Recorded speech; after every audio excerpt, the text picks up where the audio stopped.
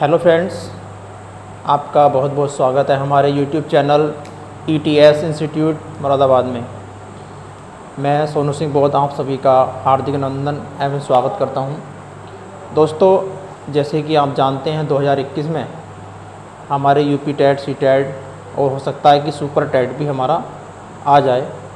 ठीक है, तो मैं आपको इसमें चाहे तो आपका टेट हो, ठीक है, सी टेट हो या सुपर टेट हो या DSSS, यानी जितनी भी टीचिंग से रिलेटेड जितनी भी वैकेंसी आएंगी और जिसमें आपका हिंदी, संस्कृत, CDP, EBS, ठीक है, मैथ से रिलेटेड जितने भी सब्जेक्ट होंगे मैं उन्हें कवर कराऊंगा। ठीक है, कोशिश करूंगा मैं। देखिए, तो आज हम CDP लेकर चल रहे हैं। ठीक है, CDP का मतलब यानी कि चाइल्ड डेवलपमेंट एंड पेडागोजी। ठीक है, यानी कि हिंदी में बात करें बाल विकास एवं शिक्षा शास्त्र।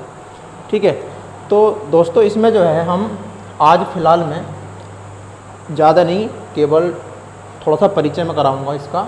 ठीक है, और मैं चाह रहा हूँ कि इसमें हम जो परिचय कर रहे हैं इसका, ये केवल ज़्यादा विस्तार से ना लेकर केवल शॉर्ट में, ताकि जो हम पहले अगर तैयारी करिए तो उसको हम रिवाइज़ कर सकें।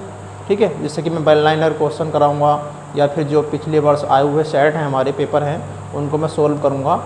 तो उसमें शायद दिक्कत हो, तो उसको ख़त्म करने के लिए दिक्कत को मैं सोच रहा हूँ कि पहले जो है मैं उनकी डेफिनेशन, उनकी परिभाषाएँ, उनके सिद्धांत, क्रियाविधि वगैरह सब कुछ मैं एक बार को रिवाइज़ करा देता हूँ। ठीक है, तो सबसे पहले हम बात करेंगे बाल विकास एवं शिक्षा शास्त्र की परिचय की। ठीक है, इंट्रोडक्शन की बात करेंगे। तो बाल का मतलब बच्चों से होता है, जो छोटे बच्चे होते हैं। ठीक है, नहीं, विकास का मतलब उनके अंदर लगातार परिवर्तन जो होता है, आ रहा है, वो हमारा क्या कहलाता है, विकास कहलाता है। ठीक है, लेकिन इसमें विकास से रिलेटेड एक शब्द और आता है जिसको बोलते हैं वृद्धि। विकास में और वृद्धि में थोड़ा सा डिफरेंट ये होता है कि वृद्धि एक सीमा तक चलती है। ठीक है, नहीं, कोई बच्चा बड़ा होता है, 4, 5, 6 फीट का हो गया, लेकिन उसके बाद नहीं बढ़ सकता वो, तो वो एक वृद्धि है। लेकिन विकास का क्या मतलब होता है, जब छोटा बच्चा होता है वो A+B का होल स्क्वायर सूत्र या जोड़ने के सवाल, घटाने के सवाल, भाग के सवाल करने सीखता है। ठीक है, लेकिन जैसे उसका दिमाग डेवलप होता रहता है तो वो आगे बड़ी बड़े एग्ज़ामों में या बड़े बड़े क्वेश्चनों को सोल्व करना शुरू कर देता है। ठीक है, जैसे कि छोटा बच्चा होता है तो वो एक बोल सकते हैं कि एक छोटी वस्तु को उठाने में भी असमर्थ होता है, लेकिन जैसे ही बड़ा हो जाता है तो वो पूरी 50 किलो की बोरी भी उठाकर फेंक देता है। ठीक है, तो इसमें क्या है, जैसे शारीरिक परिवर्तन है, नहीं, शारीरिक विकास होता है, मानसिक विकास होता है और सामाजिक विकास होता है। इससे तो हम पहले इसमें थोड़ी सी डेफिनेशन पढ़ लेंगे इसकी, कि बाल का मतलब बच्चों से होता है और विकास का मतलब लगातार होने वाले परिवर्तन से होता है। ठीक है, उसके बाद बाल विकास के अर्थ की बात करें, मीनिंग ऑफ चाइल्ड डेवलपमेंट। ठीक है, तो इसमें होता क्या है,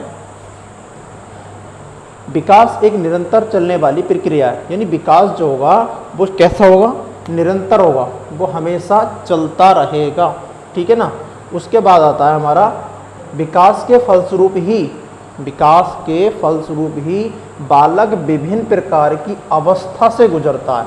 ठीक है, जब बालक का विकास होता है उस टाइम उसके फलस्वरूप बच्चा जो है बहुत सारी अवस्था से गुजरता है। ठीक है, उसमें जो आती है हमारी शारीरिक, मानसिक, ठीक है, सामाजिक, उनका विकास होता जाता है।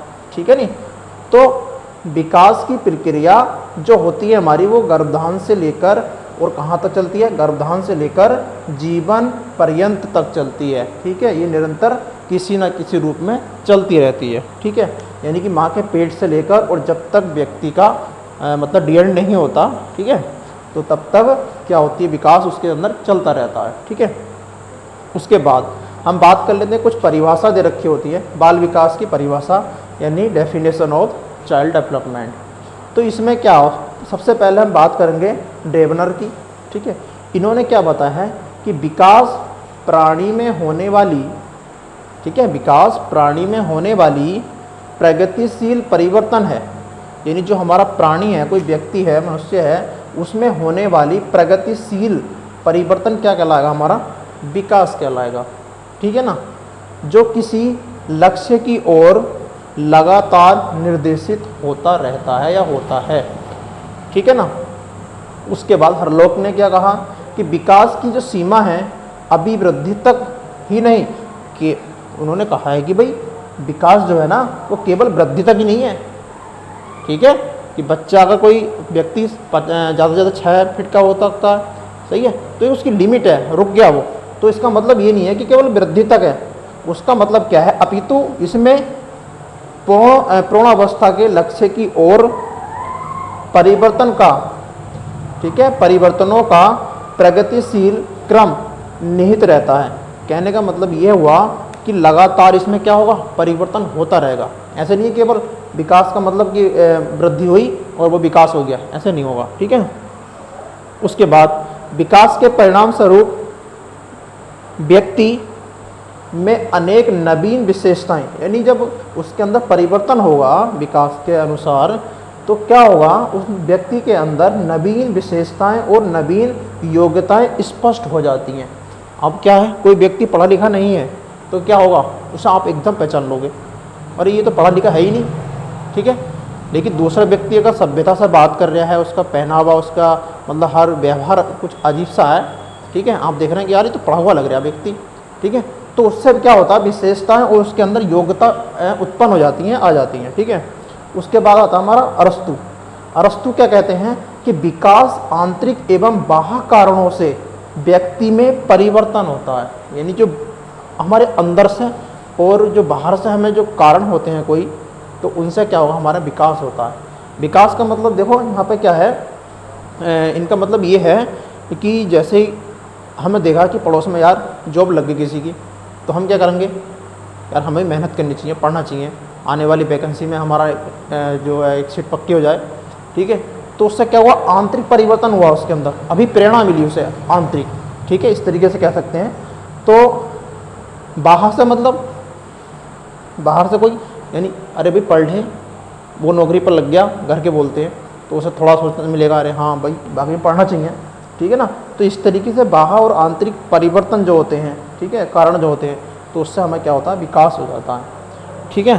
तो दोस्तों इसमें हम केवल इस छोटी सी परिभाषा के माध्यम से, परिचय के माध्यम से करेंगे, लेकिन हम बात करेंगे कल अगले वीडियो में विकास और वृद्धि में जो अंतर है वो क्या होता है। ठीक है ना। तो ध्यान रखेंगे। मैं बता दूं आपको, एक तो हमारा सुपर 14 यूट्यूब चैनल है। ठीक है। इस पर आपको ग्रुप डी, एसएससी वगैरह और लेखपाल वीडियो वगैरह, ठीक है, इसकी वैकेंसी के लिए या इसकी तैयारी कराई जाएगी। ठीक है। और दूसरा हम जो इस पे बात कर रहे हैं ईटीएस पे, ठीक है, ईटीएस इंस्टीट्यूट पे, इस पे हमारी जो है केवल टीचिंग से रिलेटेड ही वीडियो मिलेंगी। ठीक है ना। और मैं एक चैनल और बता दूं, अगर आप या आपके बच्चे कक्षा 10 या कक्षा 12 में पढ़ते हैं, तो आपका एक चैनल है यूपी बोर्ड एग्ज़ाम 24/7। ठीक है। यूपी बोर्ड एग्ज़ाम 24/7, इस पे जाइए और यहाँ पे आपको यूपी बोर्ड से रिलेटेड वीडियो मिलेंगी। ठीक है। और यहाँ पर आपके एसएससी, जीडी वगैरह और यूपीपी और UPSI, group D, railway, NTPC वगैरह इसमें मिलेंगी। और ईटीएस में आपको ईटीएस इंस्टीट्यूट मुरादाबाद, यानी जो इस चैनल है ये वाला, इस पे आपको किससे रिलेटेड मिलेंगी, केवल सुपर टैट, यूपी टैट, सी टैट या DSSB के माध्यम से आप इसे पढ़ सकते हैं। ठीक है। तो चलिए फिर मिलेंगे नई वीडियो में। जय हिंद।